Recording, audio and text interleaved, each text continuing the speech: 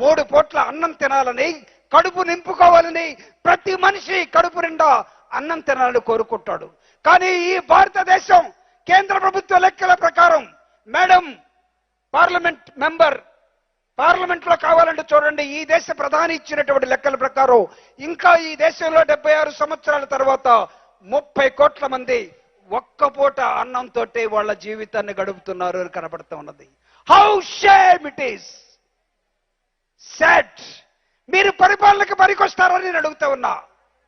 పరిపాలనకి పనికిరాని యధవలందరూ కూడా కుర్చీల మీద కూర్చొని ఆ కుర్చీ కోసం మళ్ళా మేమే గెలవాలి, ఒకవేళ నేను సొంతగా గెలవకపోతే ఇంకొకటి సహాయం తీసుకోవాలి, మేము గ్రూపుగా వస్తామంటే సింహం సింగిల్గానే వస్తుంది అనే జగన్మోహన్ రెడ్డి గారు ముందుకొస్తా ఉన్నాడు.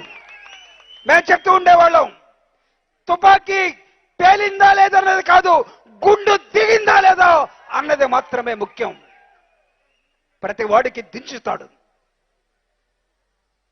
ఈరోజు ఈ రాష్ట్రంలో పేదలకి సంపన్నులకి జరుగుతున్నటువంటి ఒక వార్, పేదల తరపున నిలబడి, పేదల తరపున తన బిడ్డల్లాగా భావించి, రైతుల్ని వాళ్ళ మనుషుల్లాగా భావించి ప్రతి అంశంలో సమానత్వం కోసం పాటుపడుతున్నటువంటి డాక్టర్ బాబాసాహెబ్ అంబేద్కర్ ఇచ్చిన రాజ్యాంగం ప్రకారం నా పరిపాలన ఉండాలని చెప్తున్నటువంటి జగన్మోహన్ రెడ్డి గారు ఎక్కడ ఈ రాష్ట్రాన్ని కంబైన్డ్ రాష్ట్రంగా ఒకసారి, విడగొట్టిన రాష్ట్రంగా ఒకసారి నేనే ఏలాలి అని దోచుకోవడానికి సిద్ధపడుతున్నటువంటి చంద్రబాబు నాయుడు, పవన్ కళ్యాణ్ ఎక్కడ తేల్చుకోవాల్సిన సమయం అతి త్వరలో రాబోతుంది. కాబట్టి ఆ రోజు మీ శక్తి సామర్థ్యాల్ని మీకు నేను ఇందాక చెప్పినట్టుగా చూపుడు వేలి మీద పడే ఆ ఇంకు చుక్క ఎవరి వైపు పడాలో చూసుకోమని నేను కోరుతాను. అయినా సరే ఇతనికి నేను ఓటేయమని మీకు చెప్పడం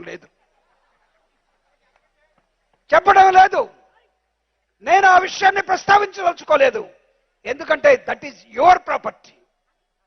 మీకు తెలుసో లేదో, దట్ ఈజ్ యువర్ ప్రాపర్టీ. రేపు ఏ నాయకుడి మీద మీకు సర్వ హక్కులు ఉండాలో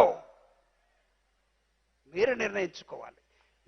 నీ నాన్న మీకు భూమిని సంపాదిస్తే తదనంతరం మీ నాన్న తర్వాత ఆ భూమి నీకొస్తే నీకు సర్వ హక్కులు ఉంటాయి. ఒకవేళ మీరు ఇతనికి ఓటేస్తే ఇతని మీద సర్వ హక్కులు మీకుంటాయి. లేకపోతే మీరు హక్కును కోల్పోతారు, మీరే హక్కును కోల్పోతారు. ఈయన కారులో పోతుంటాడు, మీరేమో ముఖం ఇటు పెట్టిపోతుంటారు. గెలిపించారనుకో, దిగవయా కారు, తీయద్దాం.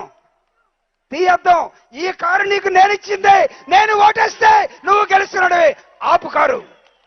ఆ హక్కుని మీరు తెచ్చుకోవాలని కోరుతూ, ఈ హక్కుని గుర్తు చేయమని అన్నా మీరందరూ వెళ్ళండి,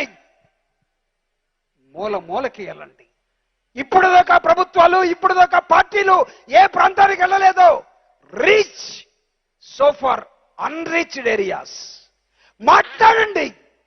నోరు లేనటువంటి వాళ్ళకి తరపున, మాట్లాడలేనటువంటి కులాల తరపున, మాట్లాడలేనటువంటి మనుషుల తరపున, శ్రమజీవుల తరపున, ఏమి హక్కులు కోల్పోయి బ్రతుకుతున్నటువంటి వాళ్ళ తరపున try to be voice of voiceless.